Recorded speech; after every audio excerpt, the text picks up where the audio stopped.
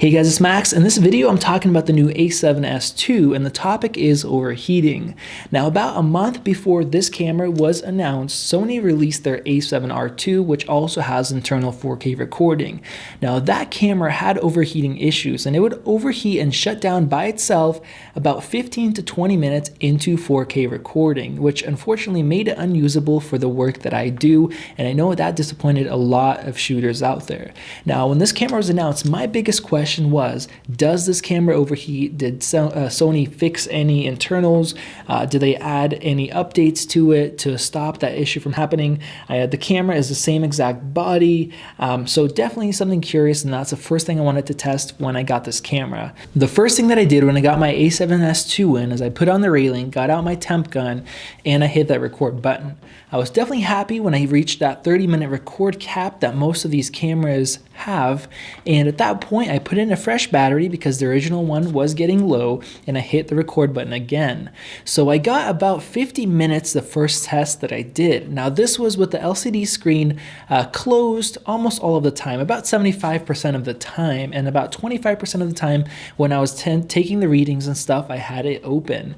So yes, it did overheat, but it lasted much longer than the A7R2. Now I waited a little bit for the camera to cool down, about a half hour. I charged up the batteries a little bit, and I did this test again, this time with that LCD screen opened up the whole time, and I got 56 minutes of recording, and once again I swapped out the batteries between the tests.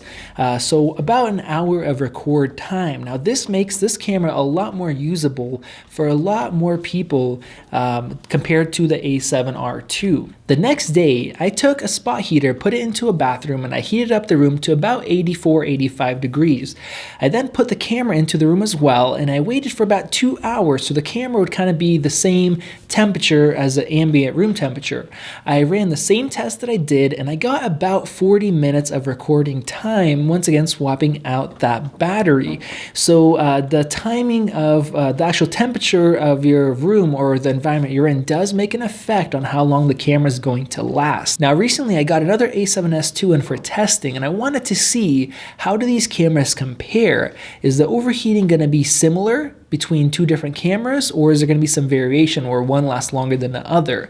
So I did the similar test, but I did not swap the battery after the first half hour, so I just hit record again, and interestingly enough, both cameras overheated within seconds of each other, so they lasted about 35 minutes. So I waited for the cameras to cool down, and I ran this test again, but what I did the second time is after 30 minutes, I would swap out the battery for a fresh one. So the camera got to 30 minutes, no problem, put in a fresh battery, and it's probably about a 30 seconds time to put in another battery, hit the recording again, and the camera got basically almost to 30 minutes. So it did overheat, but it was basically an hour of recording time. Now I put in a fresh battery again, I hit that record again, and I got up to almost another half hour, but it did overheat. So I got almost an hour and a half of recording. So it's kind of showing that if you're putting in a fresh battery, you're gonna get a longer time. Basically that helps the camera to get less hot. So if you pull out the battery after the camera overheats, it does have a little bit of heat in it, you feel it. So if you're using this camera for long periods of time, I would definitely suggest swapping those batteries between each other. It seems to keep the camera cooler. Now, if the camera overheats and all you do is turn it back on and off a couple times, it won't turn back on instantly, but about 10 seconds later it will. Hit the record again. From my tests with both the A7S2 and the previous A7R2, you get about 4 minutes of recording until it overheats again. So definitely put in a fresh battery if you're using this camera and you're coming into overheating. So overall, I'm happy that this camera doesn't overheat in 15 to 20 minutes like the A7R2 did, but I wish it didn't overheat at all. Personally, I shoot ceremonies. Sometimes they can be over an hour long, so the overheating could be an issue for me, and of course even the battery life is about an hour long, so that's something else for me to consider. But for most people, I don't think they're going to have an issue with this 4K overheating like they would with the A7R2. If you have little pauses between shooting, little breaks that allow the camera to cool down, that's definitely going to help. And if you can swap out batteries, that's going to help you as well. So let me know what you guys think in the comments section below. And if you enjoyed this video, give me a thumbs up. And if you guys want to see my full review on the A7S2, you guys make sure to hit that subscribe button and check out my other videos on the A7S2 as well on my channel.